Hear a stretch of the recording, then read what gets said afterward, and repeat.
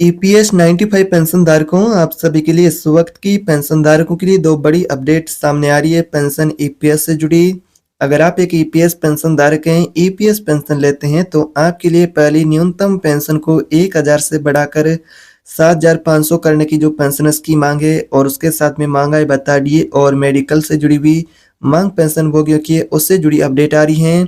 यानी कि पेंशन भोगियों के लिए मेडिकल की सुविधा को बेहतर करने के साथ ही उसको लेकर भी विचार सरकार का काफी लंबे समय से चल रहा था और साथ ही पेंशन की राशि में बढ़ोतरी को लेकर भी अपडेट आई है। तो आखिर ये किन पेंशन धारकों को मिलेगी 7500 की पेंशन? क्या वाकई में दीपावली से पहले पेंशन धारकों को सौगात मिलने वाली है?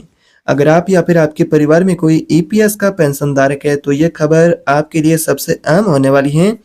सबसे अहम बात यह है कि चर्चाओं के बीच यह संभावना अब जताई जा रही है कि सरकार दीपावली से पहले इस दिशा में पेंशन भोगियों के लिए बड़ा फैसला भी जारी कर सकती हैं। अगर आप भी पेंशन भोगी हैं तो यह वीडियो और यह अपडेट आपके लिए महत्वपूर्ण है।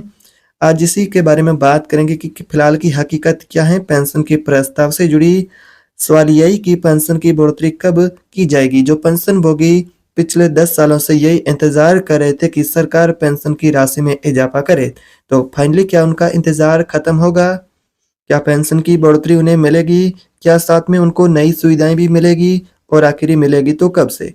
इन तमाम अपडेटों के बारे में विस्तार से बात करेंगे। आज की इस रिपोर्ट में हम आपको उन सभी सवालों के जवाब विस्तार से समझाएंगे जो कि पेंशन भोगी हैं। हर एक पेंशन भोगी जानना चाहता है कि आखिर पेंशन की बढ़ोतरी कब और कितनी होगी। तो चलिए वीडियो शुरू करते हैं और सारी अपडेट को विस्तार से जानते हैं।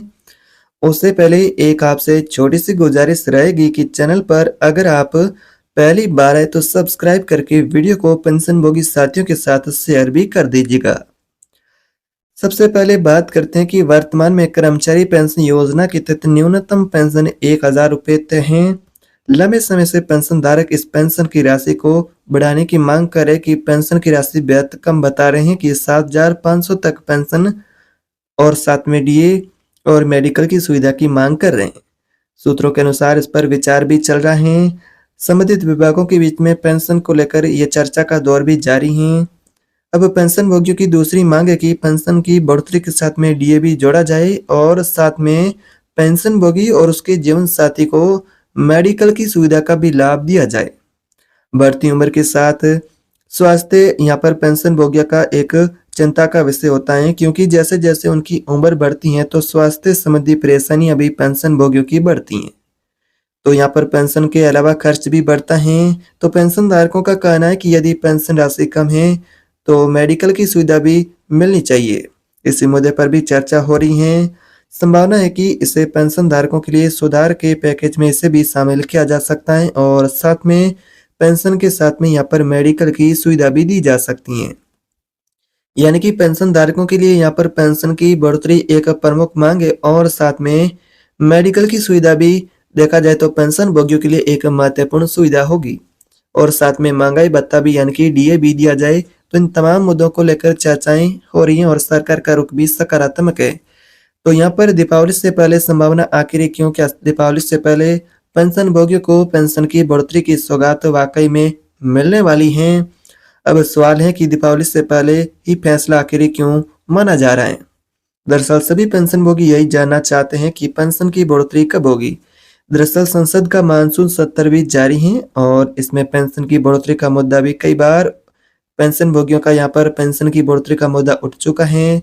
पेंशन धारकों के संगठन का भी पेंशन भोगियों की मांगों को लेकर मांग जारी है और यहाँ पर बात करें एनएससी का भी यहाँ पर पेंशन भोगियों की पेंशन को लेकर जो समर्थन और सहयोग की बात करें तो उनका भी यहाँ पर पेंशन भोगियों के प्रति सकारात्मक रुख है और यही वजह है कि चर्चा बहुत पेंशन धारकों की पेंशन के प्रस्ताव और बढ़ोतरी को लेकर तेज है, क्योंकि त्योहारों सीजन से पहले पेंशन धारकों को राहत दी जा सकती है।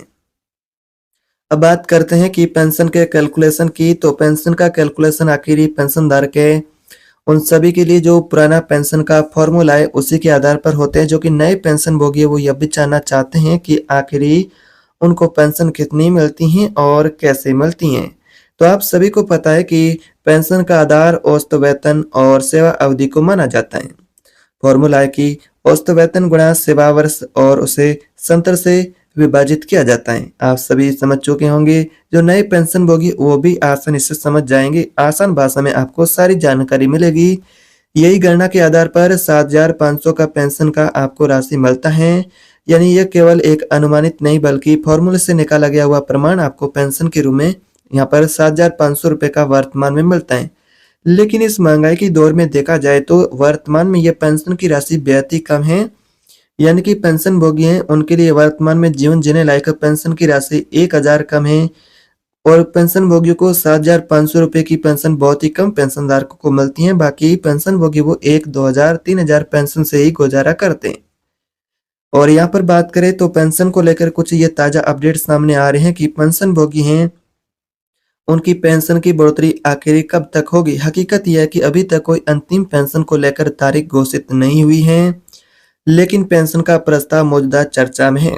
न्यूनतम पेंशन को 1,000 से बढ़ाकर 7,500 करने का प्रस्ताव जो कि चर्चा में है और उसके साथ में महंगाई भत्ता डीए जोड़ने का भी मांग है। और मेडिकल की सुविधा में बात करें तो पेंशन भोगी और उनके जीवन साथी को मेडिकल की सुविधा देने का भी मांग बना हुआ है। फिलहाल पेंशन के प्रस्ताव की वर्तमान स्थिति तो अभी फिलहाल विचाराधीन है। यहाँ पर 80 लाख से अधिक पेंशन धारक है उनको मात्र 1,500 से भी कम पेंशन मिलती है। मात्र बात करें तो 0.65% यानी कि 0.65% यहाँ पर कहे तो 0.65% पेंशन धारक है उनको ही 6,000 से ज्यादा की पेंशन मिलती है। बाकी यहाँ पर 81 लाख से अधिक पेंशन भोगी वो सिर्फ 1,000, 2,000, 1,500 से ही पेंशन का यहाँ पर राशि ले रहे, उसी से ही अपना गुजारा कर रहे हैं।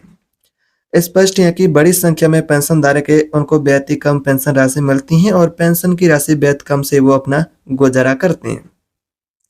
सरकार ने इस मुद्दे पर चर्चा तो तेज की है, लेकिन अभी तक कोई अंतिम फैसला नहीं लिया गया है। यानी कि पेंशन धारकों को अभी क्या इंतजार करना पड़ेगा, क्या दीपावली से पहले खुशखबरी मिलेगी? तो संभावना मीडिया रिपोर्ट के अनुसार यही बताई जा रही है, लेकिन अभी आधिकारिक घोषणा नहीं आई है। यानी कि सरकार ने इस मुद्दे पर चर्चा तो की है, लेकिन अभी तक कोई अंतिम निर्णय यहाँ पर निकल करके सामने नहीं आया है। अभी विचार हो रहा है। यानी कि पेंशन धारक है उनके लिए पेंशन से जुड़ी अपडेट है। कुछ महत्वपूर्ण अपडेट इस प्रकार की भी हैं, जिसमें आपका पेंशन निकालने की प्रक्रिया को भी आसान कर दी गई है। पेंशन भोगी उनको अपना पेंशन पासबुक या पर चेक अपलोड करने की सुविधा भी मिलेगी आसानी से। डिजिटल बदलाव की बात करें तो 1 अगस्त 2025 से आधार आधारित फेस ऑथेंटिकेशन लागू हुआ है, जिससे कि पेंशन भोगी अपना उमंग ऐप के जरिए पासबुक भी देख सकता है और केवाईसी अपडेट करना चाहता है तो भी कर सकता है और दावा दाखिल करना है तो भी संभव है। और यहाँ पर उच्च पेंशन को लेकर जो पेंशन भोगियों के लिए आवेदन थे, अब उनको लेकर की बात करें तो वह आवेदन भी अब यहाँ पर कहे तो निपट चुके हैं। यानी कि ये कुछ छोटे बड़े बदलाव पेंशन को लेकर है। बाकी जो नए पेंशन भोगी उनको आखिरी पेंशन कितनी मिलेगी 60 साल के बाद, तो उनका जो पेंशन का फॉर्मूला है जैसा कि इसके अलावा यदि कोई पेंशन धारक 58 वर्ष की आयु के बजाय 60 वर्ष की उम्र से पेंशन लेना शुरू करता है तो हर यहाँ पर 4 वर्ष यहाँ पर बात करें तो यहाँ पर 2 वर्ष आप जितना यहाँ पर बाद में पेंशन लेना शुरू करते हैं तो आपको अच्छा पेंशन मिलता है। जैसा कि 60 वर्ष की उम्र से पेंशन लेना शुरू करते हैं तो हर वर्ष 4% अतिरिक्त पेंशन जुड़ जाती हैं। 2 वर्ष बाद ये पेंशन की बढ़ोतरी 8% हो सकती है। तो निजी कर्मचारी है उनके लिए भी कुछ शर्तें हैं, अगर वो पूरा करते हैं तो वो पेंशन भोगी भी इसके लिए एलिजिबल हो जाते हैं। कम से कम 10 वर्ष की सेवा अनिवार्य है। पेंशन की शुरुआत आप 58 वर्ष की आयु के बाद कर सकते हैं और सरकार इसमें वर्तमान में 1,000 की पेंशन देती है राशि, लेकिन अब इसे बढ़ाने को लेकर मांग तेज है। 7,500 रुपए की मांग हो रही है, लेकिन इस पर अंतिम निर्णय आना बाकी है। तो यहाँ पर अभी इस प्रकार की यहीं पर अपडेट बताई जा रही है। सच यही है कि पेंशन की बढ़ोतरी का फैसला भी विचाराधीन है। अब सवाल आपसे है कि 7,500 रुपए की पेंशन और महंगाई भत्ता मिलना चाहिए और साथ में मेडिकल की सुविधा भी। अपनी राय कमेंट बॉक्स में जरूर लिखिएगा। मिलते हैं अगले वीडियो में नई अपडेट के साथ, तब तक के लिए जय हिंद।